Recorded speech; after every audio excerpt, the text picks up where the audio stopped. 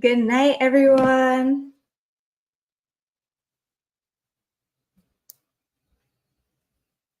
Good night, everyone. Hello, everyone. Okay, the lighting is good. Good night, everyone. Do you keep hearing me?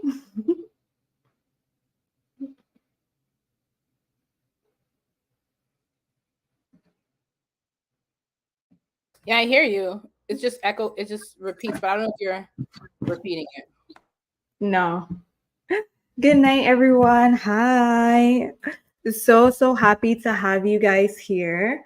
This is definitely our first live stream, so I hope that I will see your comments. I'm not sure how it works, but hopefully I'm able to see you guys' comments. So welcome to the Growth Project podcast.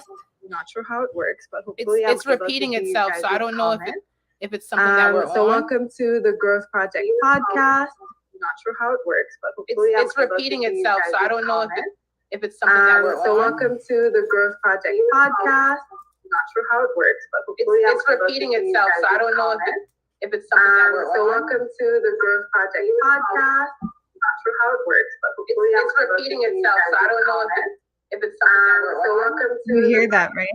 Are you guys hearing or are you guys hearing a repetition? You hear that, right? Are you guys hearing or are you guys hearing a repetition? You hear that, right? Are you guys hearing or are you guys hearing a repetition? You hear that, right? I don't know. Let me see if I'm on something. Are you guys hearing a repetition?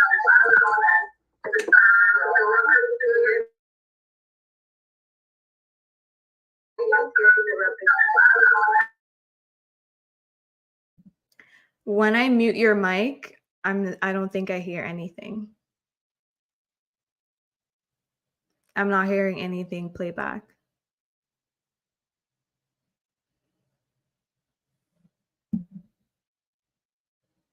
So try to see if you're maybe not logged into somewhere else, like you said.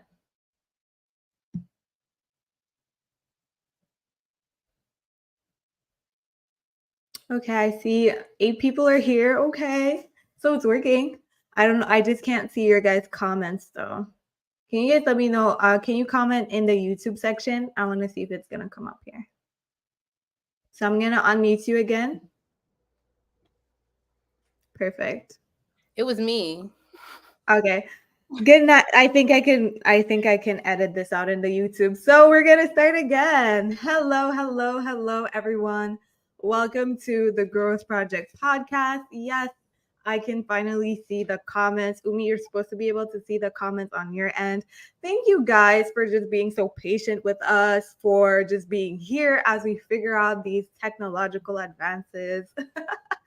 And all of that. So thank you guys so much for being here on our first October's forecast. Like I said, welcome to the Growth Project podcast, a podcast that is truly for those who want a life of true freedom. What does freedom look like for us on the Growth Project podcast? It looks like having the freedom to do what you love and get paid for it, be who you want to be, really fulfill your potential and have the positive impact that you want to have on the world. And the Growth Project podcast is a podcast that is designed to literally give you the tools for you to do just that. So that was my purpose behind starting the Growth Project podcast. I actually started it in a point in my life where I felt like I needed transformation, I needed growth, and throughout that journey, I came upon always like blockages and things just stopping me from being the person that I wanted to be. The fact that I'm on here right now, I'm talking to you guys, I'm like even met Umi and everything like that. My life has done a complete 180. Like it was not like this before. I was not showing up like this before. I was not confident to speak on camera, all of these things. And that's why I created the Growth Project, so that you guys can literally grow with me and see the changes firsthand. Like, damn, from her first episode to her 100th episode, you can see the real difference. So I'm so happy to have, literally, you guys know this is my favorite astrologer, my girl Umi Jenevieve. She's literally a household name in the making. Like, you guys know her name's about to be out there. Like, I always say, like, I be finding stars, and like, this is a star. This is definitely a shooting star. So this is really cool because when people go back, they're gonna be looking at this episode again to see the growth, to see where we've come, right? So I'm so happy to have you up here with me today, Umi, and coming back every single month to give you guys the details, the forecast.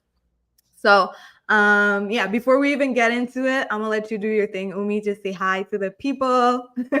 How you guys doing? Thank you to each and every one of you, always and always. Thank you to the Growth Project. Thank you to Charisse for allowing me to come on here and just, share the astrological perspective. So Umi Jenevieve Constellations on LSD every month. Check in. It's going to be a check-in where we get prepared and stay prepared, stay strapped. so exactly. Appreciate it, Charisse, for allowing me to share this space with you. I love that. Stay strapped. I think I'm gonna use this as part of our branding. Stay strapped, for real.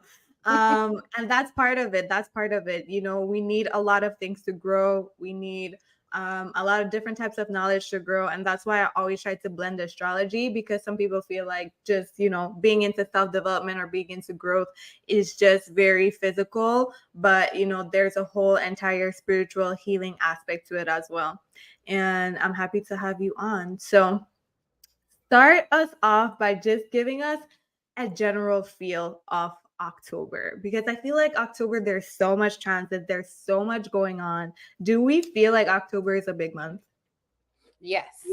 So it was a preparation because every weekend last month in September was a cardinal moon. Also, we had some shifts there. We had some Mars moved into Libra. We're still waiting for the bases of Pluto. Pluto was still retrograde. But with that Mars energy, it advanced the nodes and this Pluto in Capricorn. So this Mars energy coming into Libra, especially since the North Node is in Aries. So a big cardinal, government shutdowns on the States, floods, just themes, riots, protests, murders, just by the end of the month. With this energy. So this upcoming October, this October is just really about aligning things, balancing things out. It's now checks and balances is where we're at right now in every aspect of especially Cardinals' lives, where we just want to have more integrity. We just want to have more self-respect. We want to be aligned with more of our beliefs. We want to get our paperwork, our certifications in order. So it's been a big buildup since September. We started off with an Aries moon and we left September with an Aries full moon. So the cardinal month adds on more emphasis to this energy. Right. So I know we're going to go into a little bit the eclipses, because that's something that's happening this month. But just building off of your forecast from last month, what do you feel like by now? Like, for example, you're talking about the cardinals. What do you feel like by now, since they went through September, they should have had like going on to now enter this October period? And if you can give us examples for cardinals, fixed, and mutables, will be really great too. Okay, so make sure notes. So for cardinals, especially since the last month, since September, had a cardinal push. Mars moved into Libra. We had energy with each weekend having cardinal spaces. It should have been a month where you just felt like your arm was getting twisted. You were in spaces where you were more indecisive. Maybe in themes where you were more persuaded into things than rather having your own assertiveness, initiation.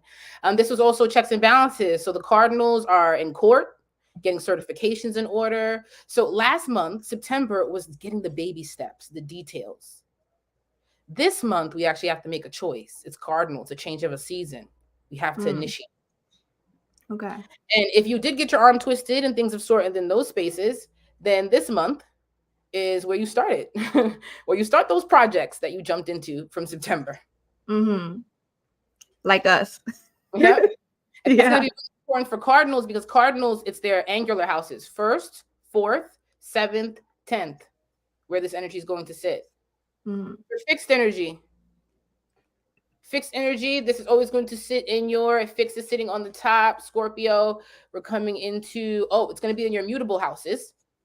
So that means it's going to be in the basis of your 3rd, 6th, 9th, and 12th. Okay. So yep, that basis there with cardinal. And that's going to be in the energy just for the fixed. And I don't know if you want me to jump into that basis yet, because they're going to have certain transits. But for the fixed, we just had a tough summer here, tough buildup, the tough early September. We had Venus retrograde in Leo. Jupiter is now retrograde in Taurus. So right now, the fixed sign get to take a breath easy, relax. Because the summer, with all, especially the start of the summer, we moved into June. Well, June energy, when Mars and Leo, Venus in Leo, all that energy, Pluto going retrograde into Aquarius, the fixed sign were on very sensitive into their partnership, their relationship, their commitments. Now they finally get to take a break. They're in mutable houses now. Let's talk it out. Let's take some therapy. Let's organize some things out. So energy. Now the card. No, I was gonna say, I remember when we were doing a live on Instagram, you were saying like towards the end of the year, like November, or towards the end of the year, like fixed signs will finally be able to breathe. And I think like on your no, I'm sorry, it was mutables. I think on your last forecast, I listened to it this week again. You said towards the end of the year, a couple of signs will finally be able to breathe. And I think you were talking about mutables. But damn, as a fixed, I feel it. Like we've been going through it, I feel like since 2020. Facts with the love, commitments. Yes. It just was a little tricky the beginning of this month, the beginning of last month in September, because we had 2 fixed placements that went retrograde and direct. So it really took a hit to the Taurus, Leo, Scorpio, and Aquariuses. Perfect. So let's talk about some of the specific transits that is happening. So let me see my notes. I wanted us to talk about the eclipse because I feel like that is one of the biggest transits that we have. And then afterwards, we can break it down like per rising sign or per modality. So first of all, I just wanted to know on a personal level, how do you feel about the eclipse being like an out of sign eclipse? Because it feels like we have like 2 narratives going on when it comes to this eclipse, because it's like on one end, it's finishing up the Taurus Scorpio cycle, but then on the other end, it's conjunct that Aries Libra South Node North Node. So what do you feel about this eclipse being an out of sign eclipse?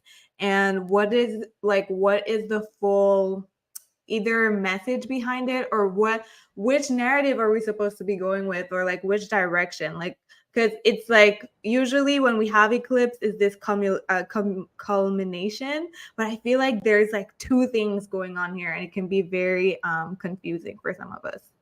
So I don't know if you can give us a little bit of clarity on this. So when you say 2 different energies, how it balances out between Aries and Libra and Scorpio and Taurus. Yeah.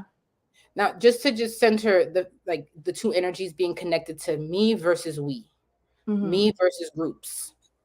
So that's going to be energy that is apparent with both. Do I align with these laws, with these social norms? And who are the people that align with them? And do I want to commit and invest into that? You can see even with just the Scorpio transit, Scorpio South Node, Taurus North Node, cancel culture went crazy. You don't align with if you don't align with my values, if you don't align with my foundations, you're dead, killed off. Now we're going to come into more of that cancel culture talk with Aries, Libra, because now it needs integrity, it needs base, and it needs things that also we have to have more of a social talk about it. With the Scorpio and Taurus energy, it was more personal, and it was even more weaponized with that energy as well than these placements. And Taurus and Scorpio placements is known to get Mars energy is just known to get canceled. So you feel like we're gonna have a conversation around cancel culture, like the toxicity around it, or just the limitations, or like what is actually deserving of being canceled, or sort of? Is that what you're saying? Yes, because even if we go back to transits of Uranus coming into Taurus, we had a huge value change to the point we changed money, crypto, all those spaces, food, from the impossible to vegan. So think of 2018, 19 and the shifts around that time. So this energy with Taurus North Node, Scorpio South Node, it was people's values and how they just not wanting to change, not wanting to shift, and where they felt like the base of it. Because in 2018, 19, as we moved into this transit, it was a lot of changes that were coming in society based on our value systems. And that was the fight between Scorpio and Taurus. Value systems, cancel culture, a push of the Venus versus Mars, the comfortable conversations, the uncomfortable conversations. But since fixed energy is stubborn, personal, sensory driven, it can't be objective, it's subjective. Cardinal is objective. So we have to have more of an objective talk on about what we align with as a society and what we don't. Another thing, relationship talks. That was a big thing for the last 18 months. We'll see it for the last, basically through the pandemic. Yeah, for sure. All these podcasts, right? These 50-50 podcasts, high value man, high value woman. Most definitely. Is this something that's going to continue? And if it does, do you feel like it's going to get more objective now that we're switching from the Taurus Scorpio to Aries Libra? Yes, it's going to separate from something more subjective into objective, definitely. Because before it was just a fight. Women can't do this, to the point where it was in a fight politically, from abortion, gender, just this whole traditional woman. Now, as we move into Aries North Node, Libra South Node, we'll have more of an objective conversation. And even you could see now, there might even be certain women, certain political, celebrities that now want to put forward the type of women, the type of identity, and just more traditional, what that means to the woman. And some women are even aligning. And that's what we're going to see too, more of an alignment with what, are you a 50-50 person or not? And you go stand there. If you aren't, you stand here. Because we need to have something more objective so everyone knows where it stands. Like just with the Aries full moon. In the States, we had a government shutdown. The energy was trying to figure out what side they were going to come into. What side are they going to lean on? And the energy finally just compromised. I feel like that's what we're coming into. The energy wants a compromise. I like that. Aries and Libra really like each other. It's an energy that really flows well, sometimes way better than Scorpio and Taurus. Okay. I like that. I think, yes, I feel like we are at a point where we need to come to some sort of like compromise, or just even not conclusion, but a lot of these conversations, like you said, they're just been being had, but there's no objectivity in it. It's a lot of the times just, like you said, just fighting for fighting. And we actually don't actually get anything or get much from that type of content. So we talked a little bit about the eclipse. So just to recap, what are the two narratives that you feel will be going on with this eclipse? Or what is the narrative in general around this eclipse on the collective? So one other thing I wanted to pinpoint is the frustration the earth will be in. It's a frustrating energy. No matter how many times we try to run away from this, Mars transits, Scorpio and Aries likes to bring chaos. Aries will make it more objective. Scorpio will make it more subjective.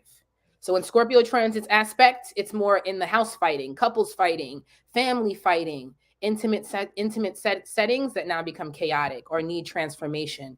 When Aries, it becomes less personal, and it could be more friends, work, or just the social consciousness, Libra energy, society. So one thing I've seen with the eclipse is the last time we had the eclipse, we had floods. We had a flood in Fort Lauderdale, so April 12th, right before we were building it. And we just had a flood now in New York. So there's going to be more of this energy on, especially since Aries is progressive, climate change. And we're moving into Scorpio. And that's what on our end, the government shutdown was about: social climate change issues, pharmaceutical, things that were more like, do we have enough funding for this? And do we care about this? And that's going to be a real push with this Aries energy since the last time it transit, this eclipse energy. Last time we had the eclipse, this was what was building up. We also have to come back to these gun laws, this aggression, because now it's becoming global. Not only just USA now, that's just riding up. Now it's coming a global energy from in Africa with I think it's Mobad, something his energy, and also with the young lady in London. So we're coming back into these talks again. Since around that time in April, in May, we were really talking about these gun laws. Remember the beginning of the year and how it's just crazy. Mm-hmm. So that's a big basis with that. And of course, if you are cardinal, Aries, Libra, Cancer, Capricorn, you'll see why coming into April and May was very important with you having more long-term visions, more aligning with who you feel like is a best partnership for you. This was also time with advancements in work, long-term, and even basis too, because it's very important for cardinals right now, since the Saturn energy, which is connected to cardinals and Pisces, fitness. Even though you guys can be in fitness, natural Martians can, you guys are going harder this year. Like maybe you guys are doing more adventurous type of fitness, like bungee jumping out of planes. Like you guys are taking it up a notch, and maybe even getting a real trainer is going to be important. Like I want to really go into some type of training for the cardinals. That's going to be energy. It's specifying cardinal energy. So I know when we were talking a little bit earlier, we were talking about how you were talking about the cardinal transit and speaking closely to those who aren't living in their truth. So tell me some more about those themes for the Aries full moon and the Libra season solar eclipse. What more themes are going to come out around those who aren't living in their truth, or are not living like how they know themselves to be, or living up to their potential? Because that's really the vibes that I also get from Aries North Node, being an Aries rising myself, is just really about expanding on who I know myself to be and my identity and my autonomy. So what other themes are you seeing for this as well, for this transit? Now, this is a transit in general for all cardinals, especially since this Pluto energy has moved into Capricorn. And Capricorn is not only just my alignment with my beliefs, but also as I grow older, will I still believe in these things? And how must I discipline myself to stay here is important. And there's going to be certain weeks, especially the weeks when we have these squares to Pluto and Capricorn. So just starting the energy with the October 20th from October 20th to 21st, we're going to have a square from Mercury. Just want to pull it in. Yep. A square from Mercury in Libra is going to square Capricorn energy, Pluto and Capricorn. And that's a placement with Libra, because Libra can attach to things. Libra can go into spaces where, superficial. We're like, this looks good on a surface level. We've already had this going. Why bring discord? Well, that week, you may not feel like you want to align with this. Starting really when Pluto goes direct, when you go into Pluto and Capricorn, and it goes direct October 10th, you will start to feel this way, especially if you have Aries and Libra. Are you sure? Am I sure that this is my belief system, my faith? These are the people, the spaces that align with my belief system, my faith. And I don't want to just push like God. It's more of integrity. Or do I respect this person? And do I respect myself? And around the time when October 10th and beyond, it gets even more intense, October 20th, Pluto goes direct in Cap. And Capricorn is connected to Saturn, discipline, order, the father, the master in you. And that could be the question too. Who's the master and how am I a master?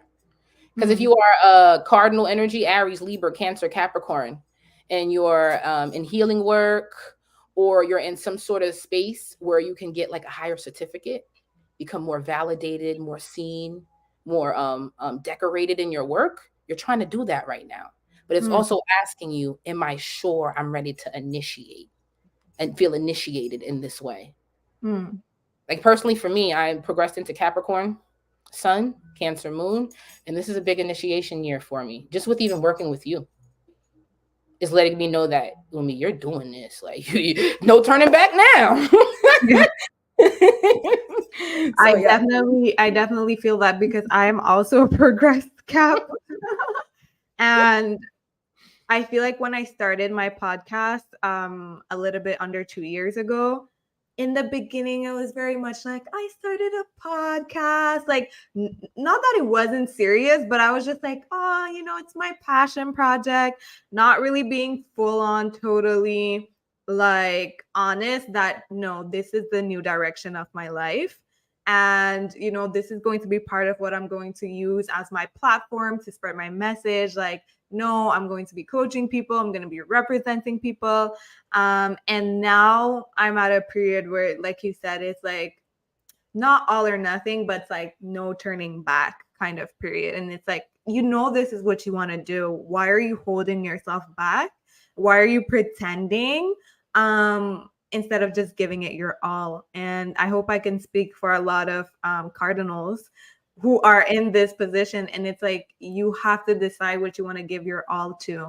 And I feel like the more we take time to make that decision, or the more we stay in limbo, the more we actually suffer. So yeah, I can speak to testament to that. So talk to me a little bit more about, let's get into the October transits and stuff like that. What are some of the transits that catch your eye in October that you want to talk about, that you want to prepare the people for? I think I have a list. I'm going to try to put it up on screen.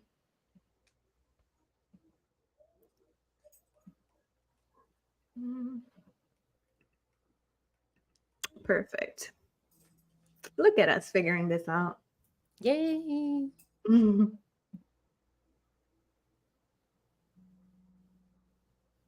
Oh, look at us, progressed sun. All our suns are in the same progression. Turn. Time to put in that work. Facts. All right. So transits that catch my eye. Important transits is definitely when Venus leaves Leo. Thank God Venus is leaving Leo and it's coming into Virgo. Now that could be a little triggering because Venus in Virgo is in fall. But it still puts in a humility, humbleness. So there's a humbleness that is going to come from the fixed energy, especially as we move into, so it's October 8th. Venus will now move into the energy of Virgo, October 8th into the 9th. And then we'll start to feel that humbleness and leave that Leo. Leo is arrogant.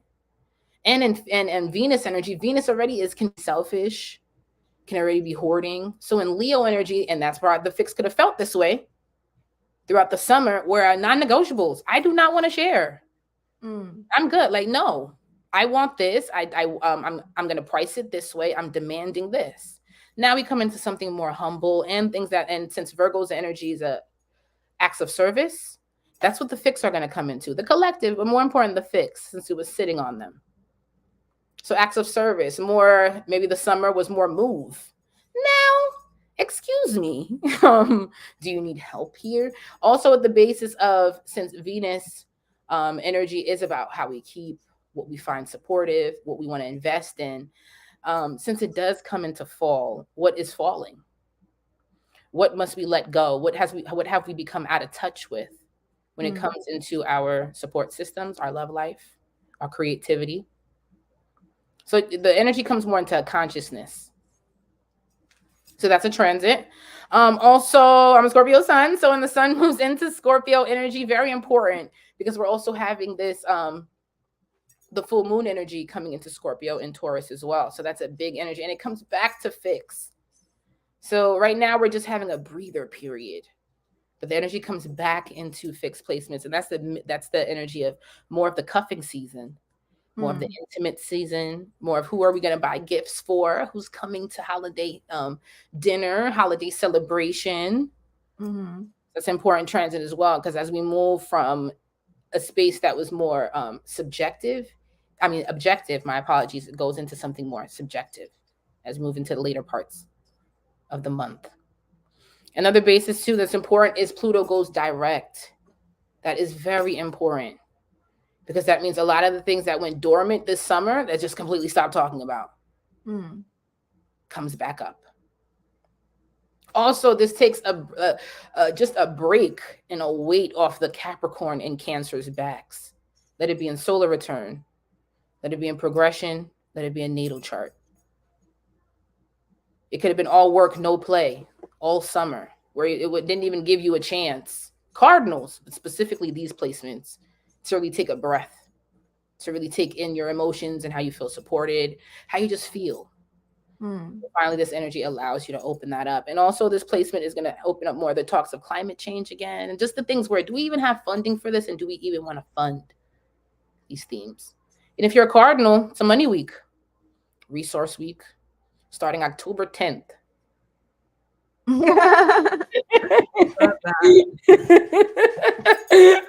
I definitely want you to keep going through the list of transits that you made to for us to keep in mind. But I wanted you to go back a little bit to the Venus finally entering into Virgo on the 8th, 9th.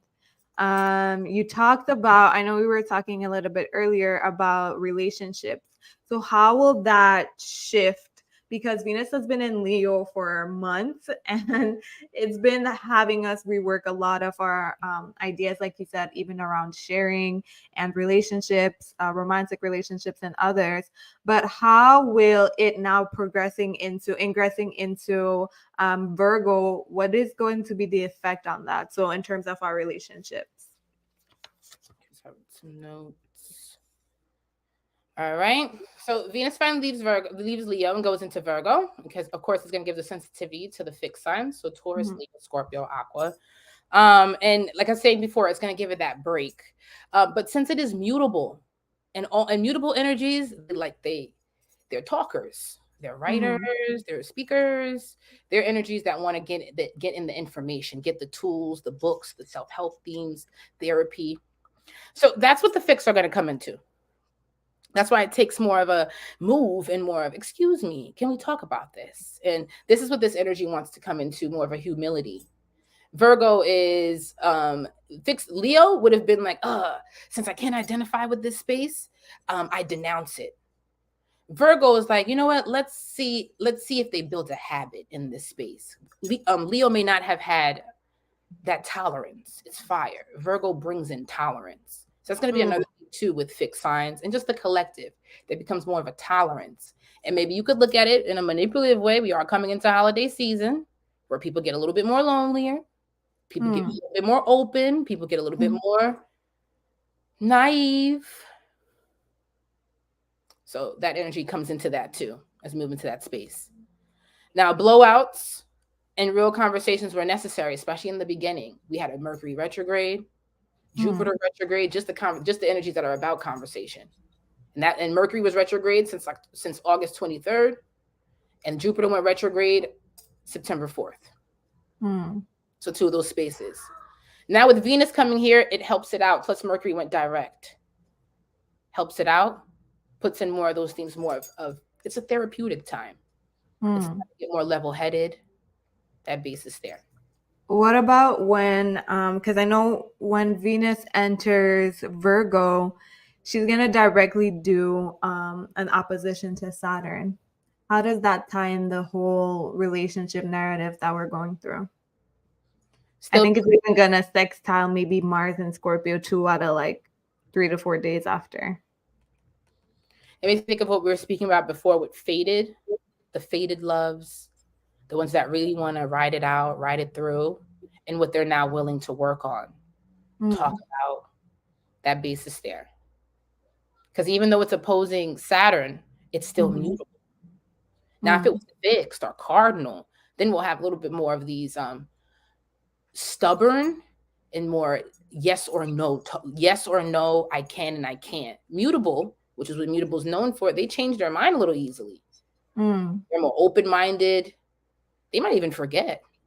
That could be a time too, where we go into another honeymoon, Piscean, where it's martyr love within this time period. So just being conscious of that. So it's a good time basically to work shit out in our relationship during Venus in Virgo, to actually put in the work for love. Look at that, Venus in Virgo. Okay. acts of service, looking into those spaces, and just realizing and maybe getting out of more the bigger picture and looking at the details to how we got here. And if you and Cardinals, since Cardinals need to make more direct decisions, not no wishy-washy. Pluto and Capricorn does not want that. The last from June to January, when this energy finally is done, it's about the Cardinals making more direct approaches. So these could be the time where we're getting more verbal, getting more of the paperwork about the direct decisions, direct choices that the Cardinals need to make. The fixed signs, it's always going to be more of the subjective and what they need to iron out. So this could be a little bit of a honeymoon, Neptunian, because it's not a negative. Especially it's not a negative for Scorpio. It's a sextile. It's a sextile and a trine. Okay. So the intimate sectors, the platonic loves can go through this honeymoon. Traveling, taking a short trip. Venus and Virgo could open that up too. Where, hey, let's take a little short 2-day, 3-day, weekend day trip. For the fixed. The collective. But since it really left fixed, it's personal. It's going to be like, take a moment for that energy. I'm excited. I was a little bit worried about it going into Virgo and being in fall, but you just gave me some hope. Like, no, this could actually be good for your relationship.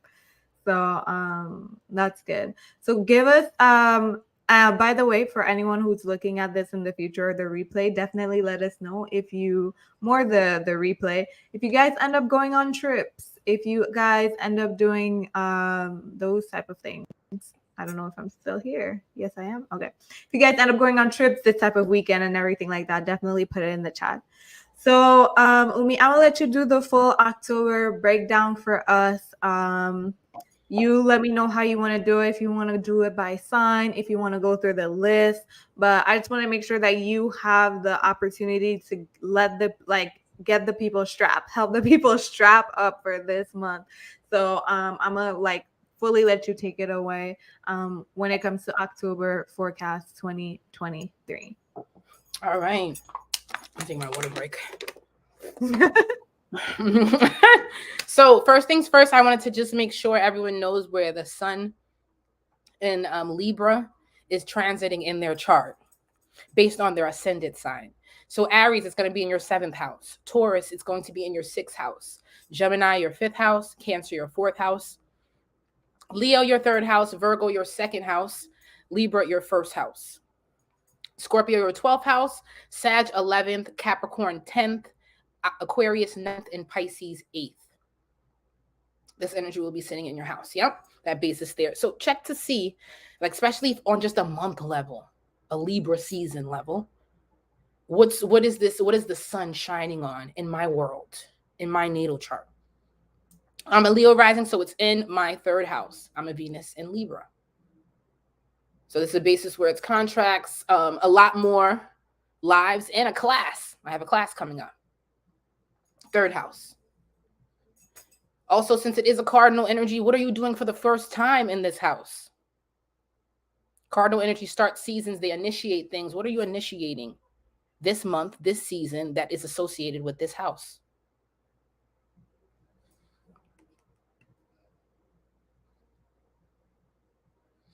But just to give a basis of the houses, the 1st house, since if you're a Libra rising, and since it will be sitting in your 1st house, this will be about asserting self, a new look, rebranding projects, looking at partnerships more clearly, starting new partnerships.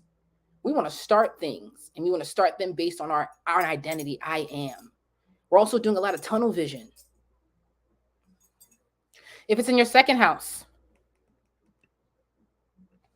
that energy will be sitting in Virgo. If you are a Virgo rising, it'll be in your money, work, income. It's a creative house as well. So it'll be in basis too, where you want to even do startups. It's connected to the 1st house. But now you're asking yourself, what can I afford? What kind of startup that I actually have money now on me that I can start? That basis there. And since this is a mutable energy, and since Saturn's in Pisces, opposing the Virgo, even doing more of those trips, investing in those ways. It's a 2nd house. What do I want? What do I own? What cash do I have on hand? So the energy of if you are, third house, if you are a Leo rising, it'll be sitting in your third house. This is the time of siblings, friendships, early friendships, children's schooling, activities, creative projects, classes, courses, that basis there, and even therapies, short trips, mutable house. And there could be a basis of first. And also more couple outings. This is a double twin house. Libra, twin, Gemini, twin. Now, if you're a Cancer rising, it will be in your fourth house. Home, family, work, ancestral lineage work. And this is even a double energy of first. Now, this can open up bases of, since it is in the fourth house, building an office, starting your first office in your house, buying your first house, looking to buy your first house, especially within a partnership, starting your first job, a big job, fourth house basis, because this brings a double first, and this is double cardinal. So it's bringing busyness, especially if you have placements here in the fourth house. This is the eclipse is important for you. All cardinal transits are important for you. So if the energy of sitting in the fifth house, so if you are a Gemini rising, it'll be sitting in your fifth house. And this will be a hobbies connected to, it's a fun house. It's a creative house, hobbies, interests. Also energies that are going to open up non-negotiables for you, mutable with the fifth house placement. And also this can bring on children, those spaces too. Now, the energy of it sitting, if you have a Taurus rising, it'll be sitting in your sixth house. And this energy here will open up health, fitness. If you have a Taurus rising, it'll also help you, ask you about your routines. You might even start something new, put something new in your schedule. This is something I have to do every day for the next 3 weeks. And I'm starting it this month. Fixed Taurus energy, especially Taurus on the rising. Aries energy, this is going to sit in your first house. If you're an Aries rising, if you're an Aries rising, this is going to sit in your seventh house. So same basis, this is heavily cardinal. So it can be similar to how Cancers feel. So Aries and Libra risings. First time in a long time taking a trip. And this is my first time starting this type of career point, my first time going into certain type of project, starting my first project, starting a first real job, getting a first real contract. Just in these spaces, they're all cardinals. This year, they want to do a lot of firsts. Or I haven't done this in a long time. And these are going to be your partnership house, but with contracts, partnerships, buying homes, buying a car, first, just add first to it, visiting places, but it's a partnership house with first themes. All cardinals. Now, if we have, let's say we're at seventh. Let's say we are a Piscean rising. It's sitting in the eighth house. This will be another house of partnerships. It's deeper though. Now for Pisceans, since Saturn is here, Saturn being in Pisces, what is it that we need to let go? Purge. What does this month ask us to purge, let go within our partnerships? Make room for new investments, new forms of stability. But it's still the house of partnerships. That basis there. So Aries and Pisces. What does one need to purge, and what is now one coming into first to merge in? Because Platonic energy, eighth house, we already have too much. Taurus, second house. We need to make room. We have too many subscriptions. We have too much going on. We have baggage. So this month for the Piscean energy, what is baggage within partnerships that we must purge? Now with Aquarius, it's in the ninth house. And this can be similar to the energies of Leo, with it being in the third house. Courses, classes, movement. Now, Aquariuses are having a little tricky one because Pluto was just in Aquarius. So they're going through another big financial change as Aquariuses. transformations, where this move is personal. This is a long distance move. And why this month opens that up within the 9th house, where I need to move far away, where I need to expand more of my belief systems, where I need to expand my horizons in classes, courses, just like Leo, starting courses, classes. And why is family important as well this year for Aquarius is when it comes to keeping distance. And check to see if you have any Aquarius placements and why you feel that way. And then we have Capricorn energy. Capricorn energy, another cardinal house. So Capricorn rising, you'll have it in the 10th house. Sorry, you'll have it, yes, Capricorn, you'll have it in the 10th house. That energy there, Libra. So it'll be similar to how Aries risings feel, Libra rising, and Cancer risings. This is a year of first, new. And this is another placement just like Aquarius. Pluto is in it as well. So Aquarius and Capricorn were sharing this Pluto energy starting 2023. So it's another sign too that may have had to return home. What do we have to go back in to do first, to do again, to start again? So, Aries and Libra could do more first. They're more aligned for that. Capricorn and Cancer might have to go back into history, go back into something nostalgic, the past, just to go back out and do something again first, not in a long time. Maybe I could see what that is. I got to go back in history to come back out first, only stronger.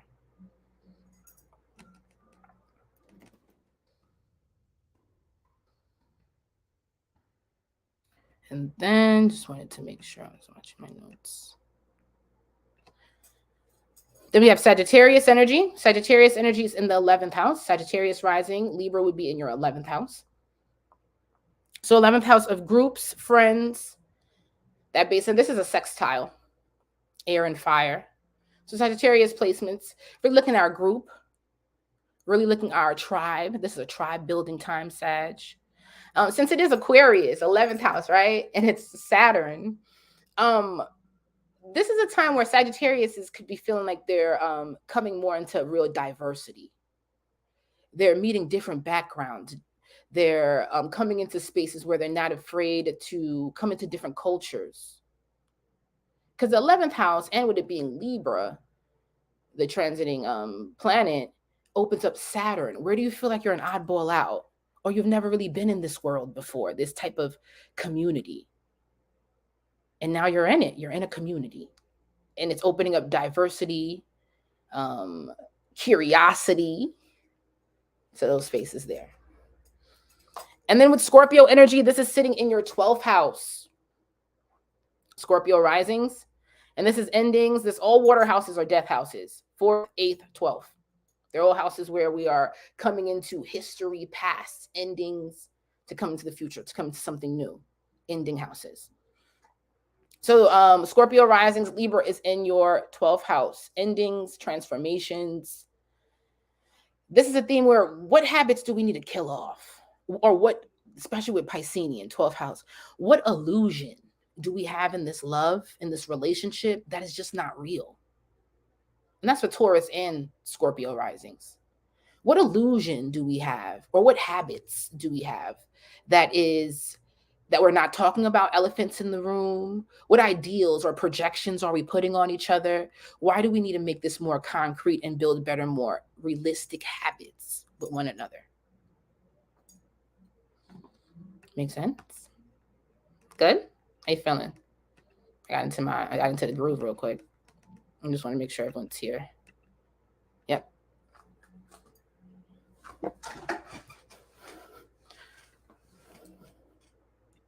Just making sure you can see the chat, right? Mm-hmm. You can see the chat. Okay, perfect. Just making sure. I got into it. I'm like, am I in this? I'm like, I started getting the Holy Spirit. Not just joking. No, everyone was listening. I was definitely listening, taking some notes. No, I love that. I'm just looking at if there's any more comments. They're a little bit delayed on our end, but someone said on point, so that's good. So I know you wanted to go through as well for the eclipse as well. So now, hold on.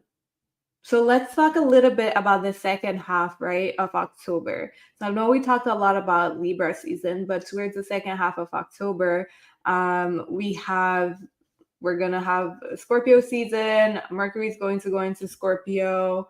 Let me just remove this really quickly. We're going to have the full moon lunar eclipse in Taurus. Mars is going to trine Jupiter. We have a lot of other transits in the last 2 weeks of October. So can you, oops, I didn't realize my mic was that far, but can you get a strap for the last 2 weeks of October? Because it seems like the last 2 weeks of October as well really comes in with a punch. Okay, so I just wanted to, so last 2 weeks.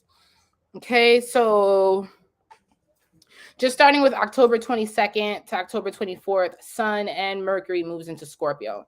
And that's when it will trine Saturn. And that's the energy where we're back into a fixed sensitivity. Now, this is important because now it shifts Sun. It shifts what's transiting. It can even shift houses. Now, if you have if you're using Placidus, it could still be in the 7, like the houses that we talked about before. But if we were going to do whole signs, it'll now shift into another house because it's Scorpio season now. And just to give the houses, so if you're an Aries energy, now it moves into 8th house. If you're a Taurus, it moves into the 7th, Gemini 6th, Cancer 5th, Leo 4th, Virgo 3rd, Libra 2nd, Scorpio 1st, Sag 12th, Capricorn 11th, and Aquarius 10th, and Piscean 9th energy. And that just becomes important because the sun moves into back that Martian energy. Like with Libra, even though sun is in fall, it's balanced. Because with Aries, it could be too pushy, intolerant. Libra is like, hey, cuffing season, partnership season, holiday season. Libra's like, you know what? Other people matter. It's not always about me. That basis there. Now, Scorpio is about that too. But Scorpio now asks you, are you sure you're about me? I'm not going to spend my money if you're not about me. I'm not going to open up this environment for me if you're not about me. And just with that Mars energy coming into that, just got to be conscious of our temper, our possessiveness, especially as we move towards the later parts of this month because we have the full moon energy. This energy brings some chaos. It brings some aggressions. It brings some serious talks. Let me not say chaos, serious talks. I'm a Scorpio, so just bring some serious talks about what really matters. So that starts to come into play. That basis there, especially as we move October 22nd, as we move into the Scorpio season. Sun moves into Scorpio October 23rd. Let's move to late parts of October 22nd. It'll be in 0 degrees. So we're back into fix. And just that transit too, it trines Saturn. Now, trines are great placements, like great aspects, because it means it's sweet, it's smooth, it's easy. And maybe these tough conversations around this time will be smoother, easy, especially since we had a tough summer of the fixed signs and just the collective, just having more non-negotiables. To be honest, this should be a time where did we make the race? Did we make the finish line? Because we had to go through a long list of what I don't like, what I'm not changing, what I will change. So this trine, especially in Piscean, could add, maybe this is true love. Maybe we can work this out. And it's going to be specific for those who have placements from 1 to 6 degrees that week.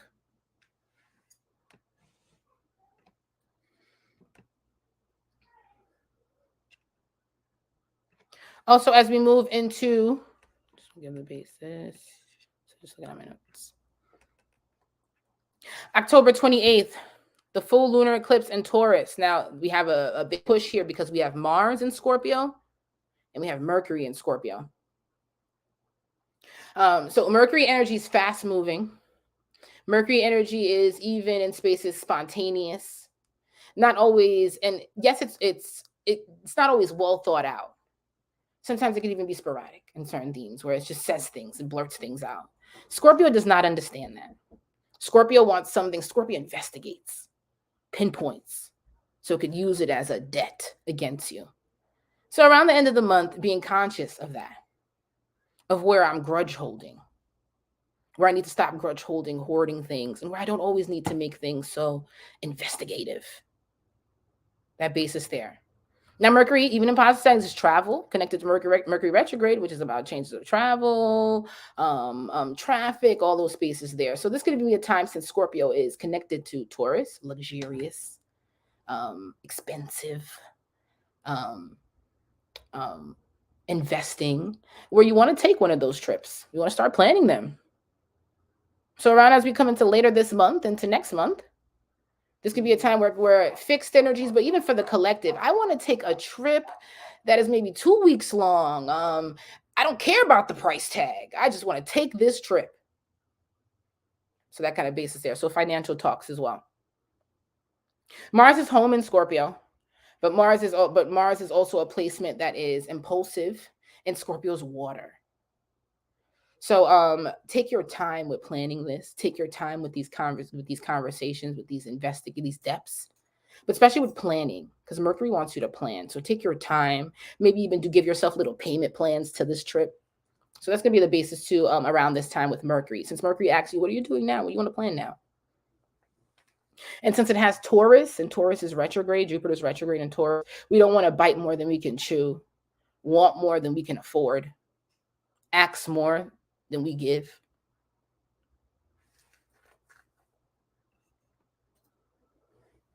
And then the 29th, Mercury in Scorpio conjunct Mars in Scorpio, and back to those themes. Let's make sure before we have these intense, heavy, strong conversations that we mind ourselves and mind what we're giving versus what we're asking. And that's for all fixed: Taurus, Leo, Scorpio, Aquarius. So yeah, as we move into this energy, and just being conscious that we are in Mars, just like Aries season brings just aggression, Scorpio does as well. Some even certain parts, it's Halloween, Day of the Dead. So just around this time, in October into November, is domestic violence month. So just being conscious of that when we come into this energy. And as a Scorpio myself, I always got to mind myself with that. Like, I don't have to fight my partner. Like, my partner's not my enemy. Word.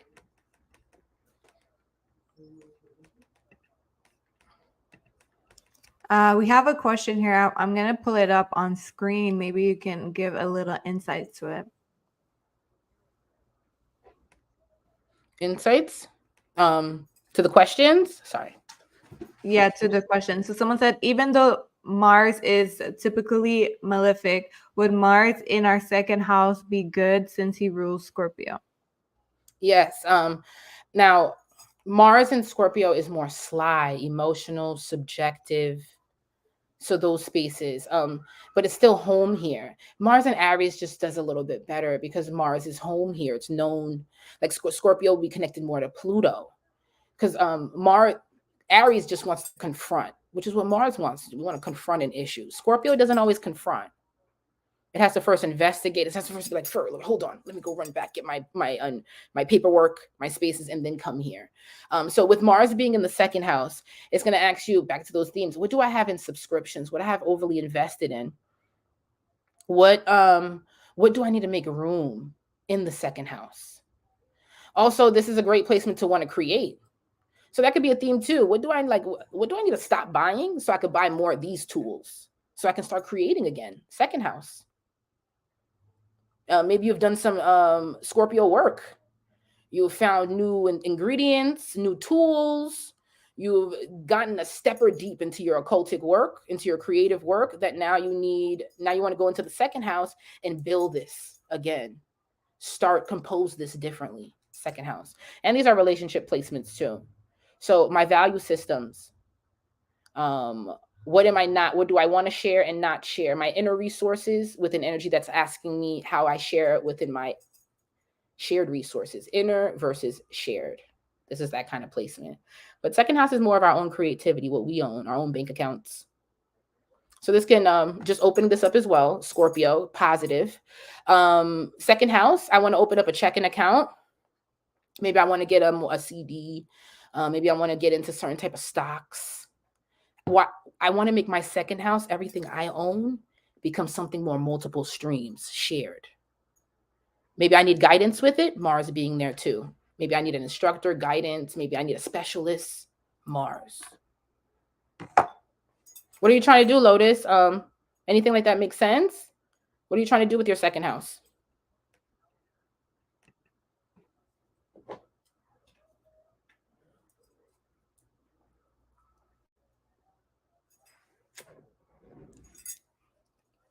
Perfect. Diversifying my income is definitely on my mind. Yeah. Second house can make you feel stuck, like you're only getting your income from one place. So Mars energy wants to open it up, and Scorpio, it wants to help you seek it too, Mars. So now you have a bigger push to want to do this. And even if you want to think about it on a collective, since we just had that government, that kind of basis they're going, especially on this end, and just within all the political news, you can feel like this could be a push for a lot of the collective to start saving their money differently, looking into investments and just long-term their portfolio differently. Yep, get some business credit going. Yep. I'm coming into a Taurus rising this year, so I'm on solar return. So I'm trying to do the same thing. I don't want to stay in one bracket, one area.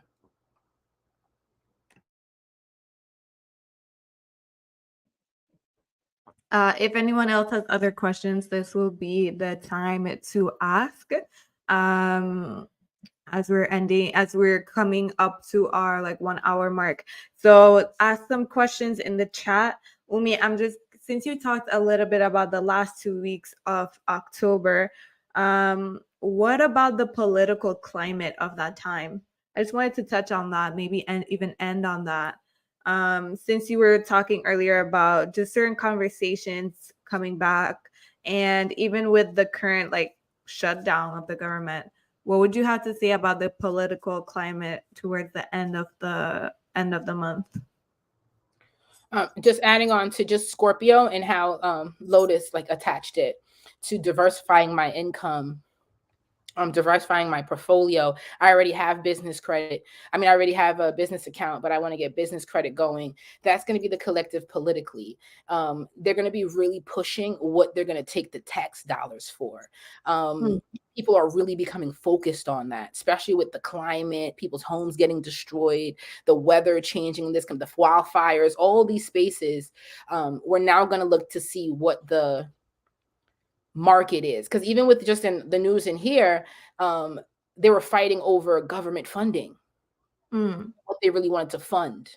And even with just the scare of another COVID crisis, so they're going to need just some sort of funding going on. So we're going to start to center that as we move into November, and this is even times of elections. We're coming into that for our year in our country. So so it's just going to really push that, and back to a subjective time and back to a Mars time.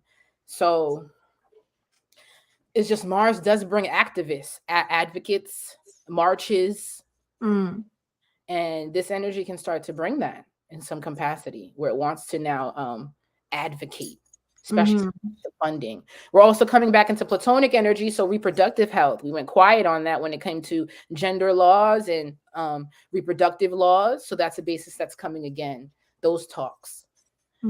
Or this is another thing too: Aries, Libra, Scorpio, Taurus, feminine versus masculine. There is a theme coming on with women leading. If there's this feminine energy. Let's talk more about that. Let's get into that. Because that's even the talk with just the relationships. Traditional working woman, that talk there, because that's what's about to happen. Men are feeling subconsciously that we might have more women leaders. And this is bringing talks first within our households, because that's going to change that. Just having sometimes Black people of color leaders changes society. Like when Obama was elected, you couldn't tell Black people shit. Like, what? Like, you couldn't tell Black people shit. So now that if you see a woman in charge in this way, it's going to bring more of those talks within structures and home. And also the younger generation, they're seeing a whole different view of the world when it comes to feminine versus masculine. That's going to be another thing too that pushes more into politics, as we see more women leaders, more feminine, even if it means back to Platonic, trans, fluid, just more of this, I don't want to use the wrong terminology, trans fluid, that area leaders, Like help, gender fluid. yes, Mm. type of leaders to open up more of that feminine and talk about gender, and sex, but also the Mars in it, the power struggles, the Mm. and that's even what it was even for now, for a lot of that fixed collective, since Venus, a feminine, was in something Leo, a masculine, Mm. where the feminine was more demanding and the masculine was showing its more sensitivity, Mm. where I feel like men are really starting to talk about what they want out of, like, Mm. before it was we don't get text backs, we don't, men are like, this is why you're not getting the text back. This Yeah, is like why. they're finally, I feel like too, even though like I don't, so 50/50 podcasts, I literally don't care about them, but I do care about the platforms where men use it to talk about the things that they go through and their struggles, right? Because we're in a climate right now where like the suicide rates and the depression numbers in men is like astronomical. Okay. And it's not like I feel like it's still like we're not talking about it as much. And there literally have men who are out here talking about, like you said, what really goes on, how they really feel in relationships, the pressures that they may have, them now feeling like they're worthless based on what they can or can't bring to the table and stuff like that. So I agree with you that sometimes we need to open our perspectives on the other side and see, like, both sides need to see what the other really goes through and stop making it being like this fight and this we're pitting each other against each other. And it's more like, how can we understand each other better and how can we merge, like you said, and compromise? Because even though we have a lot of rhetoric around how being a woman may be still be oppressive, there's a lot of stuff that us as women don't understand that men go through as well, that we wouldn't be able to fathom it because we're not men, and they just don't talk about it because, like, they don't talk about it. So we don't even know. And when I hear these conversations happening, I'm like, I would have never thought about that. Like, I didn't even think men went through that. But then to hear men like stepping up, it really does help us understand, like, okay, you know what, that's something we don't have to worry about. And just kind of help us put things in perspective where it's like we're not fighting each other. It's not like a literally men versus women, or like you said, masculine versus feminine. We need to realize that we need both of these energies either way to like integrate into society and have a strong society and have a strong foundation. So I'm happy to hear that more women will be in leadership. And I'm happy to hear that more men will be talking about their struggles and sensitivities, because we both need to, those are two areas that need to be balanced out when you really think about it, because it's the energies have been playing on the extremes so far in those areas. Yeah, you just, even with the men not having, we a couple years back, it was a thing where men need to create these spaces where they can talk, and they have Jupiter, even with Jupiter coming into Taurus, a Hmm. masculine planet and a very feminine sign. Hmm. So these conversations are going to have more of this Venus aspect, and maybe that could be very uncomfortable for a lot of women to have men just express themselves in this way. And just with even Libra, those ladies men, those men that can be around women and they literally did not sleep with them, they're just really cool with them, the ladies just really like them, they're best friends with women, they'll usually have Libra placements. Like, Hmm. you'll usually find that guy who can like hang out with the girls, or that's really his sis, has Hmm. a Libra dynamic, because Libra energy, since it's still connected to Venus, it's androgynous. And Hmm. that's what the energy is asking, where we need as to a collective to be air, androgynous, friends, and real love, true Hmm. love. Saturn exalted in Libra is that, something more Hmm. androgynous. Like, I like to look at this placement where it's like, look at your partner in a way where, would I ever go into business with this person? Because it's a contract, right? Can we start projects together? How do we separate the sex and all that to now starting projects? And I feel like if you can do that, you can create children. You can create things where it doesn't have to always be subjective. So Saturn exalted in Libra. So that's what's about to happen. We need to come into an androgynous type of energy. And I feel like that's what that transit is going to open up. And Libra, trust Libra men. That's why I don't really that's the energy like I'm a little afraid of, because I'm Scorpio. I'm too jealous. I'm gonna be like, yo, what the hell? But they're really energies that can balance out both of their sexes, both of the sexes very well. So that's what energy wants us to do. And we're coming into Libra season. So yes. As you're talking, I'm literally remembering, I feel like I need to do a part 2 to this episode. I had an episode like, can men and women really be friends? It's actually on this page. It talks about the future of love. And one of the points that I was making was literally, if we cannot be friends between men and women, if we cannot have platonic friendships, can we really understand each other? Like, can we really get to know each other without the basis of sex in there kind of like clouding everything? Because when you have a platonic relationship with someone of the opposite sex, then you start to get to know things about that sex that you wouldn't necessarily have paid attention to were you quote unquote boinging them. You know what I mean? So I am for, we need to learn to be friends with the opposite sex, just because I feel like it'll just be a more well-rounded like society. And let me know what you guys think in the comments. Like, can men and women be friends? I feel like we should do a whole topic and live on that. I think it will go crazy, because even in my personal life, I have people who are like, absolutely not, I would never allow my man to have female friends and stuff like that. And it's like, I think we need to start progressing, but even though we have a lot of wounds, we need to heal them first. We need to learn to trust, we need to learn self-control.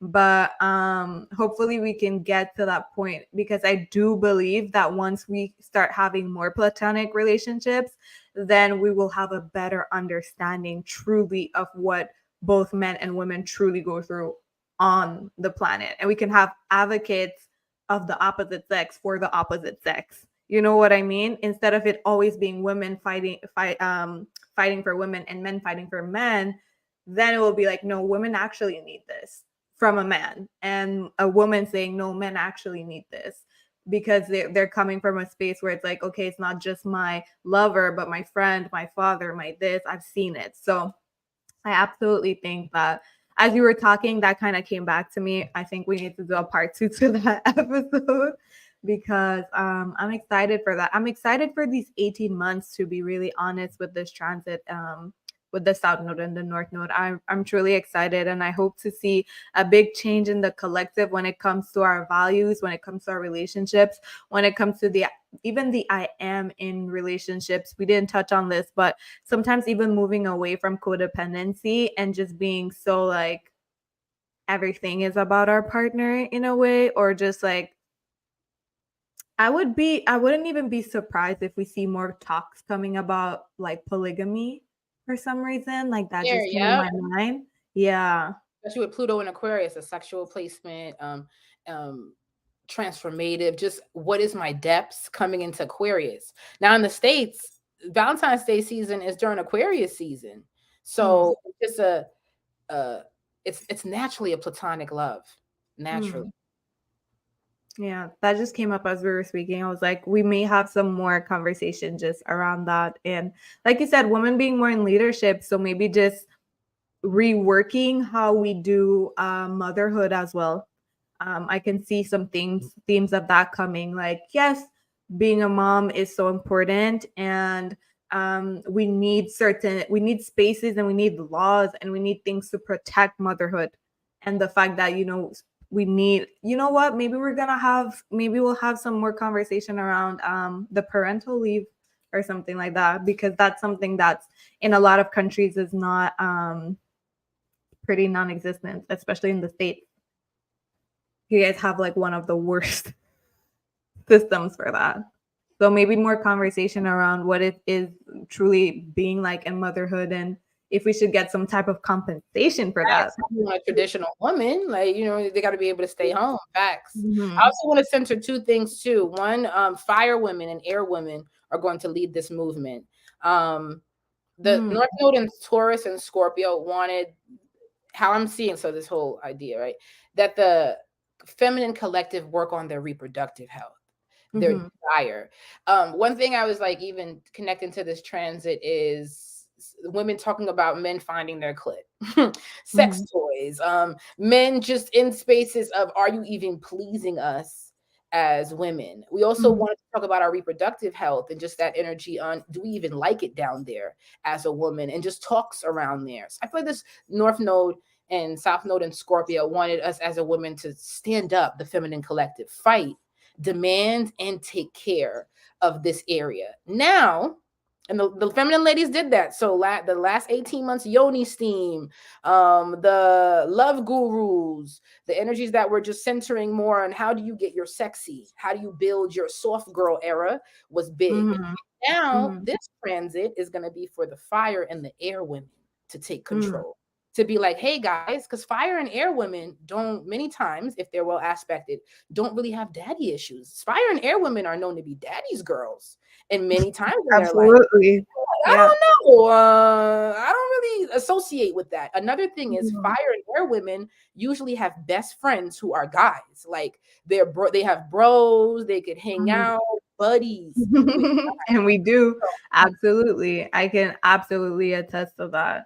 That's why I'm definitely not for the man hating. I feel like obviously men have a lot of work to do. I feel like as women, you know, we are sometimes more connected to we're connected to our emotions, we're connected to the spiritual world. So I feel like sometimes we ascend, or we can like advance, like we're just in tune. So like as we've been going through this collective awakening, I see a lot of women already just leading the movement, because we're just more in tune with what the earth is doing. And as the frequency of earth rises, our frequency rises as well. So I feel like it is normal for us to be like, men, you have work to do, because we are also doing the work, like, you know. But even though I am for that, I'm still not for the hate train of men, because that doesn't actually get them to listen to us. That just makes them feel like it's just like you're now attacking them, which is now creates a war, because that's just the whole masculine vibe. Like you're not gonna attack them and they're gonna be like, I surrender. Like, no, you just activated the warrior in them. So now we're just fighting even more.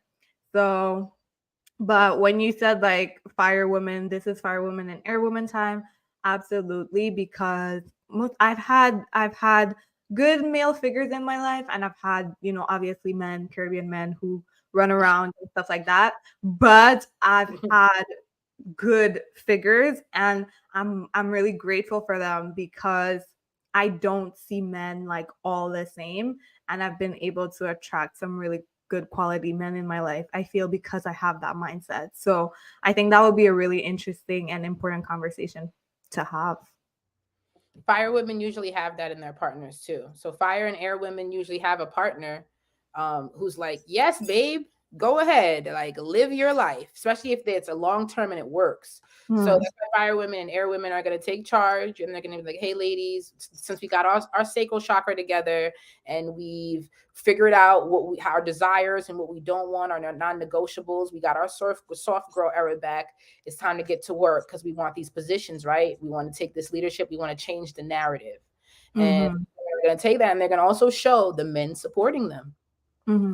Air women, they're going to show you that, hey, yeah, this guy is supporting me, and he's not against me, he's right here, and he's letting me take that lead, that basis there. So I love that. I think we're gonna end here, Umi. Like I love that we were just spitballing at the end. I love where the conversation went. I feel like I literally need you back to just talk about what we just talked about in this little 15 minutes. We were just like going off of each other. I think that's such a huge topic. So I think I want to have you back to fully dive deep into that. But thank you so much for this live stream for October 2023 forecast. I literally cannot wait for next month. I have so much more questions. And also, I like how we're doing this. So every single month we'll be able to look back at last month and see how it went. So thank you guys, everyone in the audience, for being here for something new that we're launching and that we're continuing to do. You can find us every week, the first week of every month, to have this forecast with you. If you're following us on Instagram, please follow us. If you're not following us there, please follow us there at Shuri Spheres and at Umi Jenevieve, so you guys can always have the notifications on when we're going live.